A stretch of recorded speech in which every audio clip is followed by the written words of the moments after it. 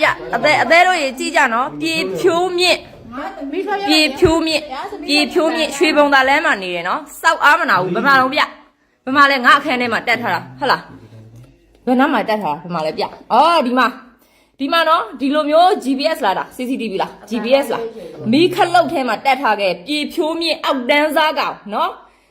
ရွှေဘုံသာလမ်းကနော်ရွှေဘုံသာလမ်းအောက်တန်းစားကောင်ပြေဖြိုးမြင့်ဒီမှာနော်အဲ့ဒါကို तू ကဘယ်လိုဖြစ်လဲဆိုတော့ဒီမှာနော်အရင်တော့က तू ကအိမ်မှာအဝင်အထွက်ရှိတယ်လုံးဝကိုဒီမှာတွေ့ပြသေချာပြဒီလိုပြဆင်းကက်ပါလားဆင်းကက်ပါတယ်ဟမ်နော် SD ကက်ပါတယ်အဲ့ဒီမှာနော်ကက်လဲပါတယ်အသေးတို့ကြည့်ထားနော်ယောက်ျားတစ်ယောက်ကအောက်တန်းကျရင်ဘယ်လောက်ထိကြောက်ဖို့ကောင်းလဲဆိုတာအသေးတို့ကြည့်ထားကြနော်ကျမကိုမရလို့နော်ကျမကသူနဲ့မတွဲတော့လို့နီးမျိုးစုံနဲ့နှောက်ယှက်ပြီးတော့ကားထဲမှာလဲ GPS ထည့်ထားရဲ့အောက်တန်းစားကောင်ပြေဖြိုးမြင့်နော်ပြီးတော့ကျမရဲ့အိတ်ရှင်နေဘေးထုတ်လက်ကားဆိုတဲ့နာမည်နောက်တစ်ခုနဲ့ကျမကိုသိခါရှာဖို့အတွက်ကျမကိုနော်ကျမရဲ့အိတ်ရှင်နေဒီဘေးထုတ်လုပ်ငန်းရဲ့နာမည်နဲ့အကောင့်တစ်ခုဖွင့်ပြီးတော့ကျမရဲ့သိခါကိုမကြကြအောင်နီးမျိုးစုံနဲ့ဟုတ်တာတွေရောမဟုတ်တာတွေရောနော်ကင်မရာပါမလဲဒါကင်မရာလားချစ်စဲအားကြောင့်မလို့ तू ငါ့ကိုဝလစ်စလေးနဲ့အကုန်ရိုက်ထားလို့ရတာပေါ့ငါအခန်းထဲမှာအောက်တန်းစားပြေဖြိုးမြင့်မအေလို့ဖာတယ်မသားနော်အောက်တန်းစားကောင်နင်းနဲ့ငါနဲ့တွေ့မယ်နော်အောက်တန်းစားကောင်ပြေဖြိုးမြင့်နော်အခန်းထဲမှာ CCTV spine CCTV တက်ထားတယ်ပြီးတော့နေရဲ့အိတ်ရှင်နေငါရဲ့နာမည်နဲ့ဖွင့်ထားတဲ့အိတ်ရှင်နေဘေးထုတ်လက်ကမဟုတ်ဆိုတဲ့အကောင့်နော်ဟေးအဲ့ဒီအောက်မှာနော်သူ့ကိုဝိုင်းပြီးသနားနေတဲ့မိန်းမတွေနော်ဝိုင်းပြီးတော့သူ့ကိုသနားနေတဲ့မိန်းမတွေနော်နင်တော့လဲနော်အဲ့လိုမျိုးကောင်းနေနော်တွဲပြီးတော့မှနော်ဒီလိုမျိုး spine CCTV တွေတက်ပြီးတော့နင်တို့ရဲ့ဝတ်လစ်စလေးပုံကို HD ဖြည့်မယ်ဆိုပြီးတော့အဲ့လိုကောင်းတဲ့တွေးမှနင်တို့ငါ့ကိုရှင်းစာတဲ့လိမ့်မယ်ဟုတ်ပြီလားနော်ကောင်းမတွေသူ့ကိုသနားတာအမလေးအောက်ကနေသနားနေရဟဟလားအချစ်တဲ့နိုင်ဆုံးသူကြီးပေါ့အောက်တန်းစားအေးဘယ်အချိန်ရှိမှလဲ तू ငါအပြင်သွားတဲ့အချိန်မှာလောက်ထားမှာပေါ့မမကြီးအတူမခိုးလိုက်ဟဲ့အောက်တန်းစားကောင်အတူထွက်မခဲငါရွှေပေါက်ကန်သွားတာလေရွှေပေါက်ကန်တော့ဟမ်စကွေကတောင်းပြီးလုံးမယ်အေးစကူတောင်းပြီးလောက်တယ်ဟလားအောက်တန်းစားပြေဖြိုးမြင့်နော်ဒီတစ်ခုတည်းမဟုတ်ဘူး तू လောက်တာကားမှာလဲ GPS တက်ထားတယ်ကျမဖုန်း Gmail password တွေပါခိုးပြီးတော့လောက်ထားတာနော်အောက်တန်းစားပြေဖြိုးမြင့်သည်ကျမရဲ့အခန်းပေါ့နော်ဒါကျမရုံခန်းမှာရှင်နော်ကျမအခန်းထဲမှာ तू ကဘယ်နေရာမှာဒီမှာကြီးအခုနော်ဒါလေးတွေဆိုလို့ရှိရင် तू နော်ဒီမှာဒါလေးဆိုရင် तू ဒီမှာ CCTV အသေးလေးပေါ့နော်ပြမယ်နော်ကျမပြမယ်ဒီမှာကြည့်လိုက်နော်ဒီပစ္စည်းရတွေကိုနော်ဒီမှာကြည့် तू ကမီးခလုတ်ထဲမှာတက်ထားတာဒီမှာဆင်းကက်လည်းပါတယ်နော်ဆင်းကက်လည်းပါတယ်ဒီမှာဒါလေးက CCTV နော်ဒီမှာဒီမီးခလုတ်တွေ့ရမလားအသေးတော့နော်ဒီမီးခလုတ်မှာဒီမှာဒီအပေါက် तू ကဒီအပေါက်ကို तू ကခုန CCTV ပေါ့နော်ခုန CCTV ဒီမှာပြမယ်ကျမဒီအပေါက်နဲ့ဒီ CCTV နဲ့ကိုချိန်ပြီးတော့ဒီထဲမှာ तू ကထည့်ထားတာနော်ကျမကမသိဘူးကျမရင်ကဒီ CCTV လို့ထင်တာဒီမော်နီတာကိုပဲကျမကမဲနေတာကျမဒီမော်နီတာကိုမဲတယ်ကျမပြီးရင်ကျမဖုန်းကိုမဲတယ်ကျမကားမှာလည်း GPS တွေ့တယ်နော်မီးခလုံးမှာကိုကတက်ထားတာနော်အဲ့လိုကောင်ကနော်တခြားမိန်းကလေးနဲ့အတူနေတဲ့ဗီဒီယိုကိုခိုးမရိုက်ဘူးလို့ပြောနိုင်လားကျမမိန်းမရှင်းကိုချင်းနော်မိန်းမရှင်းကိုချင်းပြောမယ်နော်ကလေးမတွေသူ့ကိုသိမယုံကြနဲ့ကျမကို तू ကလိုက်ပြီးတော့ဒီမှာယုံထွက်လို့မရအောင်ဒီလိုမျိုးကျမရဲ့ဒီမှာဒီကနေကင်မရာဒီမှာဒါကင်မရာသေးလေးဒီမှာဒါလေးနော်ဆင်းကက်လည်းရှိတယ်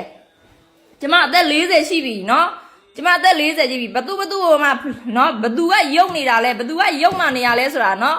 လူမသိလဲဖျားသိတယ်သူ့အောက်မှာသူ့ကိုဝိုင်းပြီးထောက်ခံနေတဲ့မိန်းမတွေရောယောက်ျားတွေဆိုလို့ရှိရင်နင်တို့နှမတွေသမီးတွေဒီလိုလူယုံမှနဲ့တွေ့မှနင်တို့ကိုချင်းစားတတ်မယ်နော်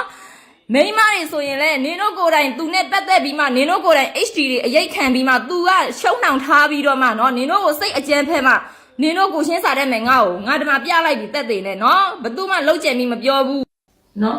မိန်းကလေးတွေရဲ့ဘဝမှာလေတိလားဒီလိုမျိုးလေယောက်ျားတစ်ယောက်ကိုနော်အားကိုပြီးတော့ရွေးချယ်လိုက်တယ်ကွာဒါမဲ့အဲ့ယောက်ျားကိုတဆုံးထိရုံမာတယ်လူရုံမာဖြစ်နေတဲ့အချိန်မှာကုကဲရမဲ့ပြီးတယောက်တည်းကြိတ်ပြီးတော့ဖြည့်ရှင်းခဲ့ရတာကျမဘဝကိုအသိဆုံးကျမသူများလည်းမဟုတ်တာမလုပ်ဘူးကျမ ဘယ်တော့မှလည်းမေးရကြားတဲ့မိမမဟုတ်ဘူးဒါပေမဲ့ကျမဒီ line ပေါ်မှာအမျိုးသမီးတွေကိုကျမပြောချင်တာကျမလောက်ချင်ပြီးပြောနေရတယ်တခုမှမရှိဘူးနော်တခိုးကလူပြန်ဟစ်နေတာသူတို့ဘက်ကလှမ်းကြီးတဲ့အတန်ဖိုင်နေကျမမှာအကုန်ရှိတယ်ကျမဘာကြောင့်တရားမဆွဲတာလဲဒီလူကျမအိမ်ကိုအဝင်ထွက်ရှိတုန်းကကလေးကဒီ spy camera ကြီးတက်ထားခဲ့တာမိခလုတ်ထဲမှာတက်ထားတော့အမြဲတမ်းအားပြည့်ပြီးတော့ तू ကအမြဲတမ်းကြည့်လို့ရနေတာကားထဲမှာ GPS တွေ့တာ GPS ဆိုလဲကျမလွန်ခဲ့တဲ့ရက်ကမှတွေ့တာအဲ့တော့အများဆုံးသိချင်နေတဲ့မေးခွန်းကကျမရဲ့ရုံးခန်းထဲမှာဒီ spy camera ဘယ်လိုရောက်နေတာလဲဘယ်လိုပတ်သက်တာလဲဟုတ်တယ်ကျမအဲ့ဒီနဲ့လွန်ခဲ့တဲ့3နှစ်လောက်ကလေးကပတ်သက်မှုတစ်ခုရှိခဲ့တယ်သူ့ရဲ့အချင်းတွေဗီဇတွေကိုမချက်လို့ကျမနောက်ဆုတ်ဖို့ကြိုးစားတဲ့အခါကျမကိုချင်းချောက်တယ်မျိုးစုံအောင်ချင်းချောက်ပြီးတော့ကျမခလေးကိုပါချင်းချောက်တယ်ကျမလုပ်ငန်းကိုပါချင်းချောက်ပြီးတော့ကျမလုပ်ငန်းကိုပါနော်ထိခိုက်အောင်မျိုးစုံမှန်တာရောမမှန်တာရောအကုန်လုံးနာမည်သိခါရပြီးတော့ဒီလိုမျိုးအကောင့်တစ်ခုနဲ့လိုက်ပြီးတော့တင်နေတယ်သူများအမြင်မှာတော့ဒီလူကအရင်ချစ်တက်ပြီးတော့အရင်ချစ်တဲ့လူပါဗောနော်မဟုတ်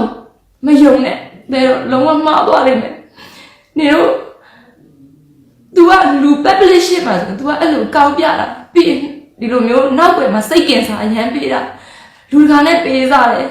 လူတကာနဲ့လိုက်ပြီးတော့ပေးစားတယ်လူတကာနဲ့လိုက်ပြီးတော့ဒီလိုတွေလိုက်ပေးစားတယ် तू မှရည်ရွယ်ချက်ရှိနဲ့ကိုကျမနဲ့တော်လာရှိကြတဲ့ကကျမဖုန်းလေးမှာခိုးပြီးတော့ screenshot တွေရိုက်ထားတယ်နောက်ကျမဘသူနဲ့ပေါ့နော်တငယ်ချင်းတွေနဲ့ပြောရတဲ့အခါရှင်းတယ် तू ကအဲ့ဒါတွေ screenshot ရိုက်ထားတယ်နောက်ဆုံးသူ့ကိုကျမလုံးဝမတွဲတော့ပါဘူးလို့ तू ပေးကြတဲ့အချိန်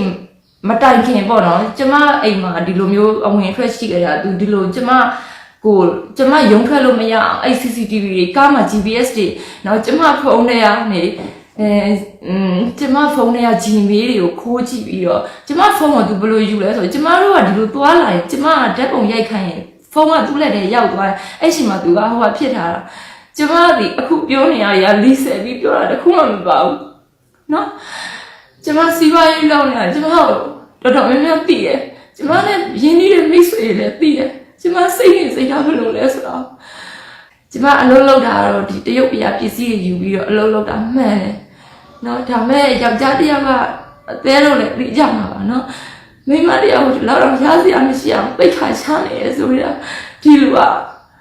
ဘယ်လိုလူလဲဘယ်လိုအကျဉ်းစရိုက်လဲဘယ်လိုပုံစံလဲဆိုတော့အသေးတော့ကစဉ်းစားတတ်မှာပါကျမဒါလေးလာပြောတာเนาะကျမအခန်းထဲကိုသူဘယ်လိုရောက်ပြီးဘယ်လို spy camera တက်ထားခဲ့တယ်နောက်တစ်ခုကသူနဲ့ကျမဘယ်လိုပတ်သက်မှုရှိရဆိုတော့ရှင်တို့သိချင်နေကြတာမလားအသေးတော့เนาะမိန်းကလေးတတိထားပါเนาะအရန်ကြောက်ဖို့ကောင်းတယ်အမဘွားနဲ့ရင်းပြီးတော့အရှက်သိခါနဲ့ပါရင်းပြီးတော့တရားတွေကိုလိုင်းမော်တင်ပေးတာတော်ရုံမိန်းကလေးဒီလိုမတင်ဘူးကျမဘယ်မှမပြည့်ဘူးကျမအသက်40ရှိပြီကျမဘသူ့မှလည်းမဟုတ်တာမလုပ်ထားရတယ်ကျမအကုန်လုံးကကျမပြောပြလို့ရတယ်ဒီလူရဲ့နာမည်နဲ့ဟိုတွေကိုကျမမပြောတော့ဘူးဆိုတော့ကျမအသက်အနေရောကျမရှင်းကြောက်ခံနေရလို့ကျမမပြောတော့ဘူးဘယ်လိုသိမှာဘသူလုပ်လဲဆိုတော့သိတဲ့လူတွေအကုန်သိတယ်